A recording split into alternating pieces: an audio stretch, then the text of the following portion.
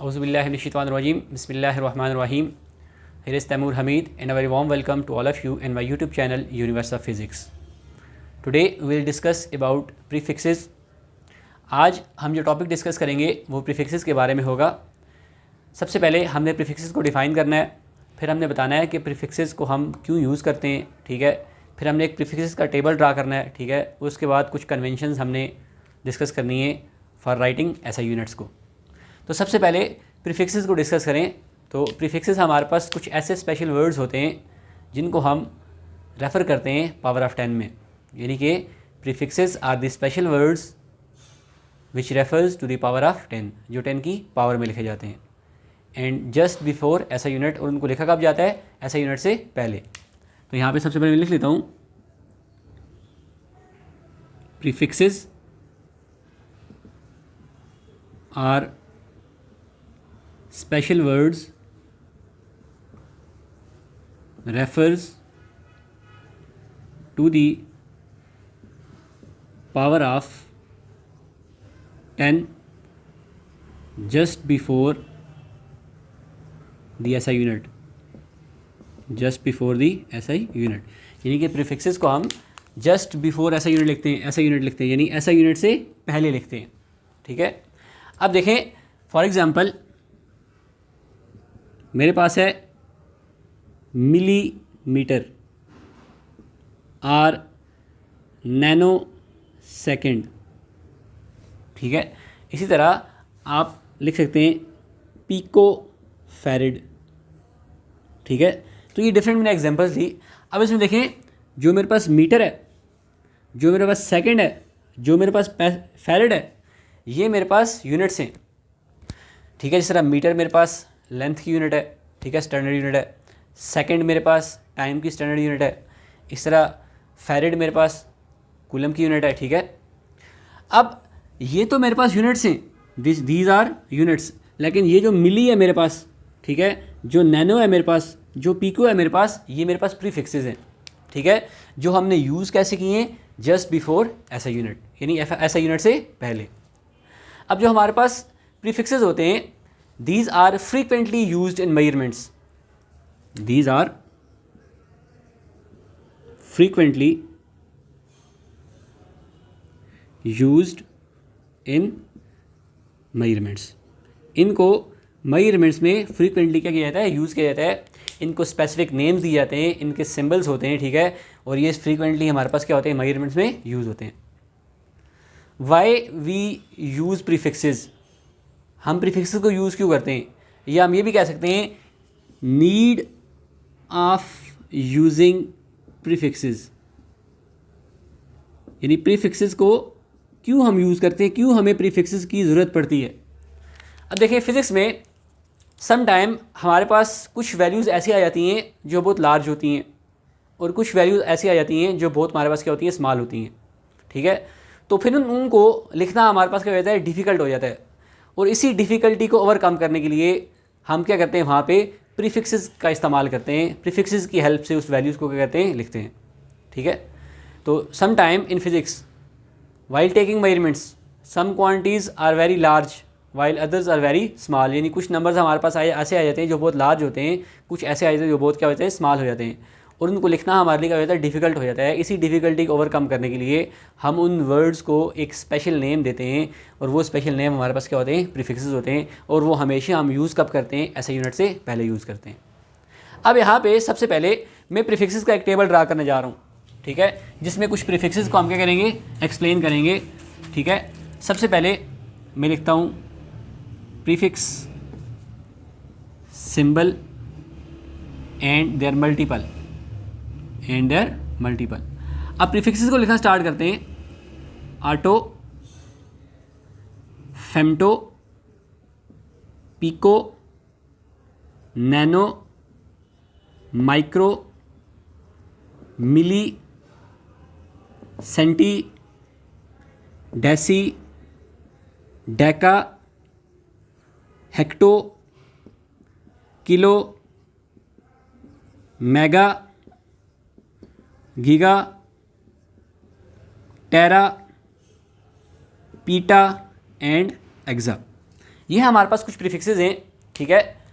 अब इनके हम सिंबल्स लिखते हैं, इससे अलावा और भी होते हैं, लेकिन आपकी बुक से रिलेटेड, आपके कोर्स से रिलेटेड हमारे पास जस्ट इतने ही है, ठीक है। ऑटो का सिंबल हमारे पास ए है। इसी तरह फेमटो को हम एफ से डिनोट करते हैं, पीको को हम स्मॉल पी से डिनोट करते हैं, नैनो को हम स्मॉल एन से डिनोट करते हैं, माइक्रो को हम म्यू से डिनोट करते हैं, ग्रीक वर्ड है म्यू, ठीक है।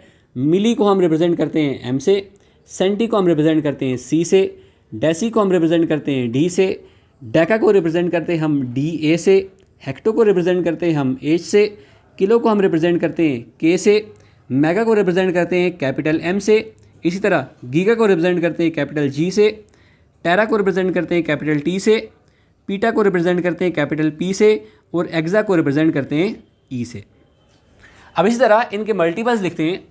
ऑटो का मतलब होता है 10 पावर माइनस 18, फेमटो का मतलब होता है 10 पावर माइनस 15, पीको का मतलब होता है 10 पावर माइनस 12, नैनो का मतलब होता है 10 पावर माइनस 9, माइक्रो का मतलब होता है 10 पावर माइनस 6, मिली का मतलब होता है 10 power minus 3, centi stand for 10 power minus 2, deci stand for 10 power minus 1, deka stand for 10 power 1, hecto stand for 10 power 2, kilo stands for 10 power 3, mega stands for 10 power 6, giga stands for 10 power 9, tera stands for 10 power 12, pico stands for 10 power 15, and exa stands for 10 power 18। ये हमारे पास prefixes का एक table है, ठीक है, जिसमें हमने prefixes को भी लिखा, इनके सिंबल्स को भी लिखा और इनके मल्टीपल्स को भी लिख दिया है। सच ये आप सब बच्चों को याद होना चाहिए, ठीक है। इसमें से आप पास MCQs पेपर्स में भी आ सकते हैं, और ईटा का जो आपका टेस्ट होता है, चाहे वो मेडिकल का है चाहे वो इंजीनियरिंग का है, ठीक है, यूनिवर्सिटीज़ लेवल के लिए, उसमें भी आप पास कोई ना कोई एक ना एक मल्टीपल की वैल्यू आ जाती है या मल्टीपल लिखा हुआ आ जाता है, आपने बताना होता है कि क्या होता है। तो ये हर एक बच्चे को फिंगर टिप्स पे याद होने चाहिए। अब इसके बाद हम डिस्कस करने जा रहे हैं कन्वेंशंस फॉर यूजिंग SI, यानी जब हम सिस्टम इंटरनेशनल यूनिट्स को लिख रहे होते हैं तो उनके लिए हमारे पास कुछ कन्वेंशंस होती हैं, उनको हम क्या करने जा रहे हैं, यहाँ पे डिस्कस करने जा रहे हैं। सबसे पहली बात कि फुल नेम ऑफ यूनिट, जो हमारे पास फुल नेम ऑफ यूनिट होता है, does not begins with a capital letter.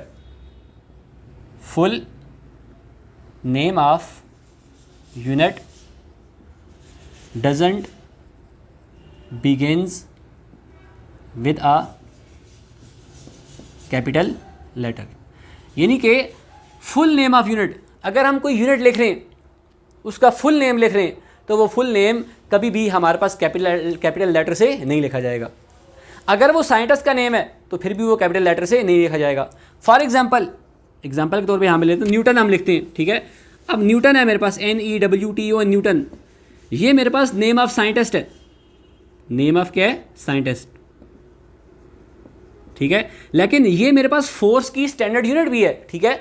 तो जब हम इसको यूनिट के तौर पे लिखेंगे तो हमें न्यूटन का N जो होगा, अगर हम पूरा न्यूटन लिखना चाहें, न्यूटन पूरा NEWTON, तो ये न्यूटन मेरे पास रिप्रेजेंट करेगा, रिप्रेजेंट ऐसा यूनिट, ये किसको रिप्रेजेंट करेगा? ऐसा यूनिट को। तो simple is that full name of units does not begin with a small capital letter. जब हम फुल यूनिट लिखेंगे किसी भी मेजरमेंट्स के आगे, ठीक है, तो उसमें हमने अगर उस यूनिट का फुली नेम लिखना होगा तो वो फुली नेम हमारे पास कैपिटल लेटर से स्टार्ट नहीं होगा, बल्कि उसका फर्स्ट लेटर क्या होगा? हमारे पास स्मॉल होगा। इवन के साइंटिस्ट के जो नेम्स होते हैं, यहाँ मैंने न्यूटन लिख दिया, न्यूटन मेरे पास एक यूनिट है, ठीक है, फोर्स की, लेकिन ये साइंटिस्ट के नेम से है, ठीक है। तो यहाँ पे अगर हम इसको, इस न्यूटन को हमने ऐसे यूनिट के तौर पे कंप्लीट लिखना है, ठीक है, तो फिर इसका जब हम इसको ऐसे यूनिट के तौर पे कंप्लीट लिखेंगे तो इसका फर्स्ट वर्ड हमारे पास हमेशा क्या होगा? स्मॉल होगा। इसी तरह सेकंड वन है हमारे पास, दूसरी कन्वेंशन क्या है कि symbol of unit after scientist has capital letter. Symbol of unit, यानी कि जो हमारे पास यूनिट्स के क्या होते हैं? सिंबल्स होते हैं। After scientist has capital letter.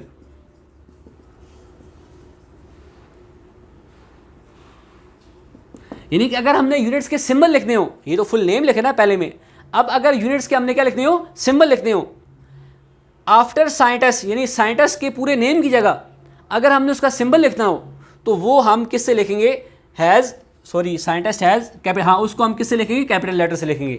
अगर हमने पूरी यूनिट ना लिखनी हो बल्कि यूनिट का क्या लिखना हो, सिंबल लिखना हो, तो जब हम जस्ट सिंबल लिखेंगे तो इन सिंबल्स को हम खाली किस में शो करेंगे, कैपिटल लेटर में शो करेंगे, ठीक है। लेकिन कोई भी अगर उसके अलावा साइंटिस्ट के अलावा कोई भी नेम होगा उसकी जो सिंबल होगी वो स्मॉल लेटर में रहेगी। तो हम साथ यहाँ पे लिख सकते हैं and other by small letter, and other by small letter. तो देखिए फॉर एग्जाम्पल मैं लिखना चाह रहा हूँ 20 हर्ट्स, 20 हर्ट्स। अब देखें 20 मेरे पास एक मैग्नीट्यूड है, नंबर है। अब हर्ट्स जो मेरे पास यूनिट है फ्रीक्वेंसी की। अब हर्ट्स को हम रिप्रेजेंट करते हैं कैपिटल HZ से। अगर इसको हमने हर्ट्स अगर हमने फुल लिखना हो तो फुल हम लिखते हैं HERTZ। जब फुल लिखेंगे तो पहला लेटर हमारे पास कैपिटल नहीं होगा, पहला हमेशा क्या होगा, स्मॉल। लेकिन जब इस हर्ट्स का हम सिंबल लिखेंगे तो वो हमारे पास क्या होगा, कैपिटल लेटर में होगा। इसी तरह अगर मैं लिखता हूँ फोर्स के बारे में कि फोर्स मेरे पास है 5 न्यूटन।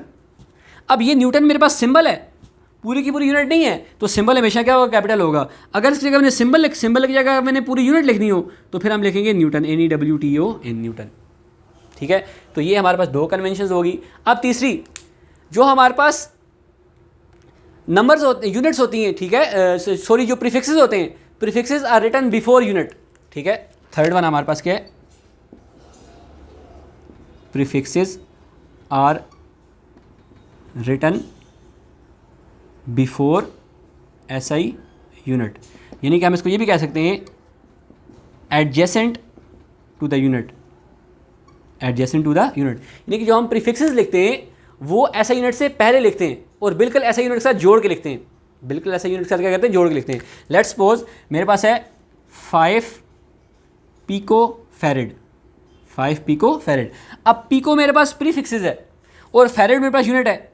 अब प्रीफिक्सेस को हम यूनिट से क्या लिखते हैं, पहले लिखते हैं और साथ जोड़ के लिखते हैं, इनमें गैप हमारे पास नहीं होता, ठीक है। अब इस तरह अगर हम लिखने जाएं 6 माइक्रो कूलम, 6 माइक्रो कूलम। अब देखिए कूलम भी मेरे पास यूनिट है और माइक्रो मेरे पास क्या है, प्रीफिक्सेस है।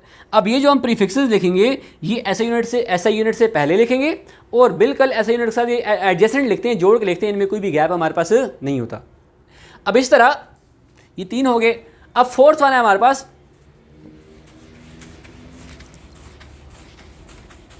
नंबर 4 का हम डिस्कस करने जा रहे हैं।